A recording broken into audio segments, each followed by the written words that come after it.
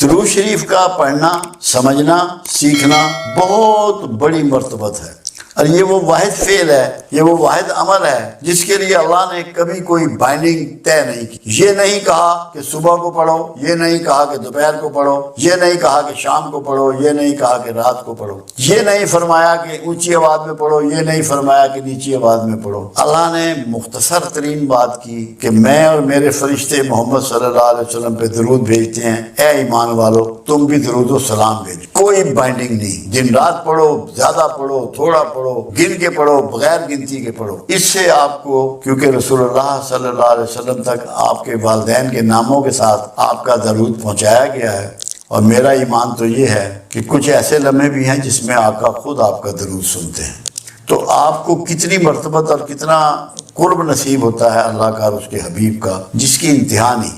مگر آپ اگر یہ سمجھیں کہ اس کی بنیاد پہ آپ ولی اللہ بن جائیں، جہاں تک ولی اللہ بننے کی بات ہے، آپ انتہائی نیک اور برگزیدہ انسان ہو سکتے ہیں، متقی ہو سکتے ہیں، مومن ہو سکتے ہیں۔ ولایت تو ایک ایسا نصیب ہے جو لوگ لے کر پیدا ہوتے ہیں، جس طرح پیغمبر پیدا ہوتے ہیں کہ پیغمبر جس کے مقدر میں ہے وہی پیغمبر ہوگا، کسی اعمال کے نتیجے میں وہ پیغمبر کے رتبے پر فائز نہیں کیا جاتا۔ ایسے اولیاء اللہ بھی جو ہیں وہ پیدائشی طور پہ اللہ ان کو یہ چیز، یہ نعمت گرانٹ کرتا ہے۔ یہ الگ بات ہے کہ ان سے دنیا میں بہت سی پرہیزگاری، بہت سا تقوی، بہت سی عبادات، بہت سی قربانیاں، بہت سا صبر کے ذریعے ان کو آزمایا جاتا ہے، ان کی یہ ٹریننگ دی جاتی ہے، جس کے بعد انہیں ولایت پہ فائز کیا جاتا ہے۔ آپ یہ اچھی سی امید رکھیں کہ درود شریف پڑھنے سے آپ یقیناً اللہ کے ساتھیوں میں، اللہ کے ولیوں میں، ولی میں نے ہوتے ہیں مددگار کے، جو دین کے بڑھاوے کے لیے کام کرتا ہے وہ ولی اللہ ہے، جو برائیوں کے بڑھاوے کے لیے کام کرتا ہے وہ ولی شیطان ہے۔ آپ سب ولی اللہ ہو سکتے ہیں اگر آپ دین کے لیے، اللہ کے دین کی سربلندی کے لیے، رسول اللہ صلی اللہ علیہ وسلم کی امت کی کامیابی کے لیے کوشش کریں گے تو سب کو فضیلت ملے گی۔ درود شریف میں دو باتیں یاد رکھیں، آپ کوئی سا بھی درود شریف پڑھیں۔ درود شریف کی شرط یہ ہے، ایک تو رسول اللہ صلی اللہ علیہ وسلم کا اس میں محبت اس میں آنا چاہیے، آپ کا نام نامی، تاکہ پتہ ہو کہ کس پر بھیجا جا رہا ہے۔ اللہ کے انبیاء رسول تو بے شمار ہے۔ اور دوسرا لفظ سلام آنا چاہیے، کیونکہ پروردگار کا جو حکم ہے درود کے بارے میں، اس میں درود کے ساتھ سلام شامل ہے کہ اے ایمان والو آپ بھی درود و سلام بھیجیں۔ وہ آپ کوئی سا بھی اپنی ترتیب میں نام بنا سکتے ہیں۔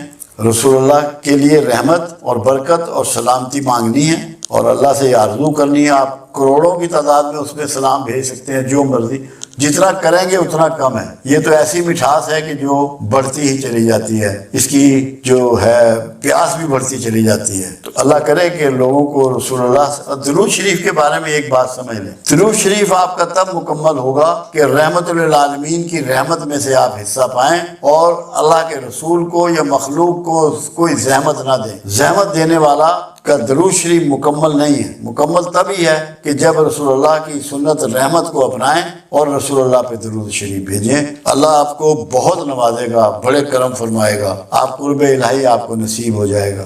اللہ کے قریب ہونے کے لیے تو قرآن نے ایک بات واضح کر دی سورہ بقرہ میں، جب شیطان سے پروردگار عالم کا مکالمہ ہوا اور شیطان نے کہا کہ میں تیرے بندوں کے راستے میں بیٹھوں گا، دائیں سے بائیں سے آگے سے پیچھے سے انہیں گھیروں گا، تو پروردگار عالم نے فرمایا کہ جو میرے بندے ہیں تو ان کا کچھ نہ بگاڑ سکے۔ اللہ نے وضاحت دی، وہ بندے ہیں میرے جو اخلاص رکھتے ہیں، مخلصین۔ اگر آپ لوگ ولایت حاصل کرنا چاہتے ہیں، ولی بننا چاہتے ہیں، تو اللہ سے اخلاص اختیار، اللہ کے مخلص بندوں میں شامل ہو جائیں، وہی آپ اس کے مقربین میں شامل ہوں گے۔ اور دوسرا، دو کام اور کریں، سیلف مانیٹرنگ شروع کر دیں، اپنا احتساب شروع، سیلف مانیٹرنگ، پھر اپنی سیلف نیگیشن، اپنی خودی کو، اپنی ذاتی خواہشوں کو چھوڑ دیں، اللہ کی خواہش پہ چلنا شروع کریں، اللہ کے لیے دینا شروع کریں، سب کام اللہ کے لیے کر دیں۔ آپ کا کوئی فعل، جاگنا، سونا، کھانا پینا، چلنا، اٹھنا بیٹھنا اللہ کی مرضی کے خلاف نہ ہو۔ ایک بات آپ کو بہت اچھی طرح سمجھ ہونی چاہیے کہ معاف کرنے والا اعلیٰ ضمیر کا اور اعلیٰ ظرف کا مالک ہوتا ہے۔ کوئی معاف کرنے سے اگر کوئی اس کو غلطی سے کمزور سمجھ رہا ہے یا بزدل سمجھ رہا ہے تو یہ سمجھنے والے کی بیوقوفی ہے۔ معاف کرنے والے کا کوئی پرابلم نہیں ہے، اس کی عزت نفس میں اضافہ ہوا ہے معاف کرنے سے۔ کیوں؟ معاف کرنا اللہ کی سنت ہے، رسول اللہ صلی اللہ علیہ وسلم کی سنت ہے، اصحاب رسول اور دیگر انبیاء کرام کی سنت ہے، اولیاء اللہ کی سنت ہے۔ کوئی معاف کرنے والے کو یہ احساس نہیں ہونا چاہیے کہ لوگ مجھے بزدل سمجھیں گے۔ اگر کوئی سمجھ رہا ہے تو وہ بیوقوفوں کی جنت میں رہتا ہے۔ معافی بڑے لوگوں کا کام ہے، بڑے ظرف والوں کا کام ہے اور بڑوں ہی کی سنت ہے۔ اس وہمے میں کبھی مبتلا نہ ہو کہ آپ کی عزت نفس مجروح ہو رہی ہے کہ لوگ بزدل سمجھنا شروع ہو گئے ہیں۔ یہ شیطانی عمل ہے۔ جیسے شیطان آپ کو جب آپ اللہ کی راہ میں خرچ کرنے کے لیے نکلتے ہیں تو روکتا ہے کہ تو خرچ کرے گا تو تو غریب ہو جائے گا، غریبی کے ڈر سناتا ہے، ایسے ہی شیطان معاف کرنے والے کو یہ ڈر سناتا ہے کہ تو کمزور ہے، تو بزدل ہے۔ ایسا نہیں ہے۔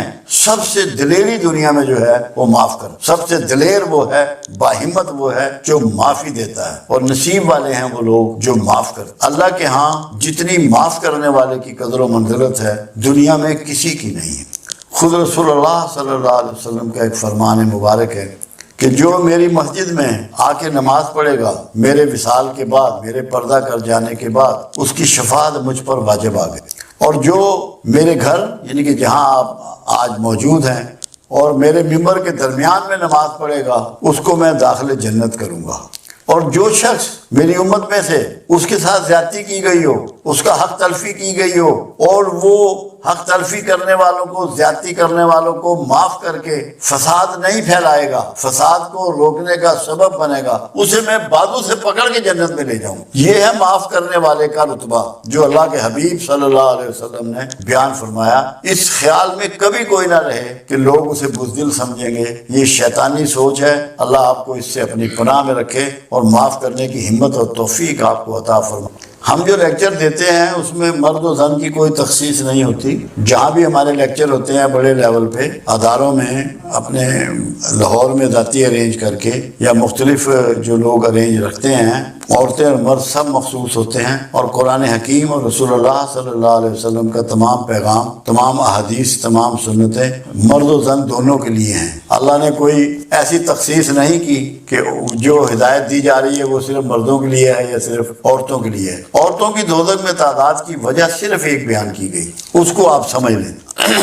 رسول اللہ صلی اللہ علیہ وسلم کا گزر ایک دن قبرستان سے ہوا، ایک تازہ قبر پر آپ رک گئے اور پوچھا گیا کہ یہ کس کی قبر ہے؟ لوگوں نے بتایا یہ فلاں محلے میں رہنے والی فلاں عورت کی قبر ہے۔ فرمایا اس پہ عذاب ہو رہا ہے، جاؤ دیکھ کے آؤ، پوچھو اس کی معلومات کرو کہ اس کے اعمال کیا تھے۔ جب معلومات کی گئی تو پتہ لگا بہت زیادہ نمازی، نوافل پڑھنے والی، صدقہ و خیرات کرنے والی، نفلی روزے رکھنے والی خاتون تھی۔ آپ نے فرمایا نہیں، پوری معلومات کر کے آؤ۔ جب پوری معلومات کی گئی تو پتہ لگا کہ دوسروں کی ٹو میں ہر وقت لگی رہتی تھی۔ آپ نے فرمایا یہ ٹو میں لگنا اس کے سارے باقی اعمال کو کھا گئی۔ آپ نے ایک درخت کی ٹہنی توڑ کے وہاں اس کی قبر پہ سرانے کی طرف لگا دی اور فرمایا جب تک یہ ہری رہے گی اس پہ عذاب ٹلا رہے گا۔ اس مثال دینے کا مقصد صرف یہ ہے کہ اگر مستورات جو اس میں بہت زیادہ ملوث ہیں، غیبت کرنے میں، دوسروں کی ٹو لگانے میں، یہ کپڑا کہاں سے لائی ہے، کون سی دکان سے لائی ہے، کتنے کا خریدا ہے، جوتا کہاں سے لائی ہے، اس نے جویلری کہاں سے بنائی ہے، اس کے گھر کون آ رہا ہے، پکا کیا ہے، مہمان کون آیا ہے، جب دوسروں کے بارے میں غور و فکر کریں گی، دھیان رکھیں گی، ٹو میں رہیں گی تو سارے اعمال ضائع ہوں گے۔ اس لیے آپ کو جب دوزخ دکھائی گئی تو وہاں مستورات زیادہ دکھائی گئی۔ دوسری چیز یہ تھی کہ وہ اپنے شوہروں کی آمدن جو ہے اس کو بعض اوقات اس کی اجازت کے بغیر یوز کرتی ہیں۔ یہ بھی ایک وجہ ہے مستورات کا دوزخ میں زیادہ نظر آنا۔ شوہر سے اجازت لیے بغیر اس کی پراپرٹی کا استعمال، یعنی کہ اس کی پیسوں کا یا زیورات کا یا خوراک کا، جو کچھ بھی مالی معاملات میں مطلب ہے اس میں وہ بغیر اجازت کے استعمال، وہ بھی ایک بہت بڑا مطلب ہے اس میں ریزن تھا۔ دوسرا یہ تھا کہ غیبت بہت زیادہ غیبت تو آج کل تو مرد بھی بہت زیادہ کر رہے ہیں۔ ان کا تو ٹاپک ہی دوسری کسی اور خاتون کا نام ہوتا ہے۔ میں تو اپنے گھر میں اللہ کا شکر ہے یہ کوشش میں کامیاب ہوں کہ میں کسی کا تذکرہ اپنے گھر میں ہونے ہی نہیں دیتا کہ غیبت کی نوبت ہی نہ آئے۔ کسی بھی غیر حاضر کا تذکرہ ہم یہاں بھی نہیں کرتے. مرکز میں بھی ہماری یہ عادت ہے کہ ہم اس دوسروں کی بات نہیں کرتے، کیونکہ ہم جو بات سامنے نہیں کر سکتے وہ پیچھے کیوں کریں. تو غیبت بھی بہت کرتی ہیں، جھوٹ بہت بولتی ہیں، ٹو میں رہتی ہیں. اللہ انہیں ہدایت دے، ان کو سمجھ دے کہ اپنی ذاتی زندگی گزاریں، دوسروں کے معاملات میں بالکل دلچسپی کا اظہار نہ کریں تاکہ دوزخ میں جانے سے محفوظ رہیں. یاد رکھیں کہ پروردگار عالم نے اپنے لیے تو کوئی پروٹوکول نہیں رکھا، مگر اپنے حبیب کے لیے پروٹوکول رکھا. پہلا تو یہ کہ اگر تم نے رسول اللہ صلی اللہ علیہ وسلم کی آواز سے اپنی آواز کو بلند کیا تو تمہارے کیے ہوئے سارے اعمال ضائع ہو جائیں گے اور تمہیں خبر بھی نہ ہوگی. دوسرا یہ کہ اگر کسی رسول اللہ کے فیصلے صلی اللہ علیہ وسلم کے دل میں بھی تم نے سوچا اس کے اگینسٹ، تو تمہارے سینے سے ایمان کو نکال دیا جائے گا، تم صاحب ایمان نہیں رہو گے. صرف تمہارے دل میں اتنا گمان آئے کہ جو فیصلہ رسول اللہ نے فرما دیا اس کی مخالفت، اس کے لیے ناپسندیدگی، تو تم میں ایمان نہیں رہے گا. تیسری چیز، دو چیزیں ایسی ہیں جو پروردگار عالم ہمیشہ قبول فرماتا ہے، باقی کوئی چیز رد بھی کر سکتا ہے. ایک توبہ اور ایک رسول اللہ صلی اللہ علیہ وسلم پر درود و شریف. درود شریف کو اللہ ہر حال میں قبول فرماتا ہے. یہ وہ کلمہ ہے کہ جس کو اللہ قبول فرماتا ہے. اور جب کوئی شخص درود شریف پڑھتا ہے تو وہ بنیادی طور پہ صبغت اللہ ہو جاتا ہے. کیوں؟ اللہ کی صفات ہے، اللہ کا طریقہ ہے، اللہ کی سنت ہے. اللہ خود درود بھیجتا ہے، اللہ خود رسول اللہ سے محبت کرتا ہے. تو رسول اللہ صلی اللہ علیہ وسلم کی محبت کرنا، درود بھیجنا، یہ اللہ کی سنت پہ چلنا ہے، صبغت اللہ ہو جانا ہے. اس کی بہت بڑی مرتبت یہ ہے کہ آپ اس فعل میں، یہ واحد فعل ہے جس میں مخلوق کے ساتھ خالق شامل ہے. آپ نماز پڑھتے ہیں، خالق اس میں شامل نہیں ہے. روزہ رکھتے ہیں، خالق اس میں شامل نہیں ہے. حج کرتے ہیں، خالق اس میں شامل نہیں ہے. کہیں اللہ نے نہیں کہا کہ میں روزہ رکھتا ہوں، میں نماز پڑھتا ہوں، میں حج کرتا ہوں. کہا کہ میں اور میرے فرشتے محمد رسول اللہ صلی اللہ علیہ وسلم پہ درود بھیجتے ہیں. اے ایمان والو، تم بھی درود و سلام بھیجو، سلامتی بھی. ایک تو یہ وہ دعا ہے کہ کائنات میں اس سے بڑھ کے کوئی دعا اگر ہوتی تو اللہ اپنے رسول صلی اللہ علیہ وسلم کے لیے یہ چاہتا کہ وہی دعا دی جائے، رحمت کی، برکت کی، سلامتی کی. اس کا فائدہ یہ ہے جو چیز آپ ڈیلیور کرتے ہیں وہی آپ کو واپس ملتی ہے. ایک فائدہ یہ ہے، ایک تو اللہ راضی ہوتا ہے، آپ صبغت اللہ ہوتے ہیں، اللہ کی سنت پہ عمل کر رہے ہوتے ہیں. آپ جب رسول اللہ صلی اللہ علیہ وسلم پہ رحمت بھیج رہے ہیں، برکت بھیج رہے ہیں، سلامتی بھیج رہے ہیں، یہ سب کچھ آپ کی طرف لوٹایا جا رہا ہے، آپ کی طرف یہ لوٹتا ہے. آپ کو بھی یہ چیزیں نصیب ہو رہی ہیں. کیوں؟ کہ جو بھی یہ گفٹ اللہ کے حبیب کی طرف روانہ کر رہا ہے، اللہ اس سے راضی ہوتا ہے اور اس کو انہی چیزوں کے ساتھ برکات اور رحمت اور سلامتی پہنچاتا ہے.